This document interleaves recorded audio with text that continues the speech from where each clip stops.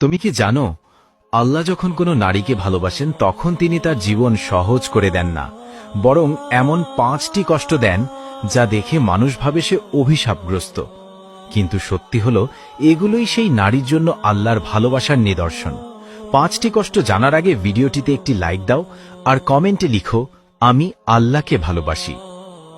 প্রথম কষ্ট, আল্লাহ তাকে এমন মানুষের ভালোবাসা থেকে দূরে রাখেন যারা তার জন্য ক্ষতির কারণ, যেন সে খারাপ সম্পর্ক থেকে রক্ষা পায়।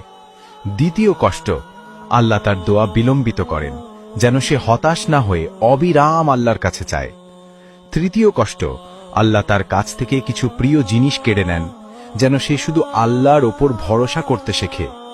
চতুর্থ কষ্ট, আল্লাহ তার সামনে এমন কঠিন পরিস্থিতি ফেলেন যখন মানুষ তাকে ভুল বোঝে বা অপবাদ দেয়, যেন সে একমাত্র আল্লাহর সন্তুষ্টির দিকে মনোযোগ দিতে শেখে। পঞ্চম কষ্ট, তাকে জীবনে বারবার সংগ্রাম করতে হয় যেন সে নিজের দুর্বলতা উপলব্ধি করে।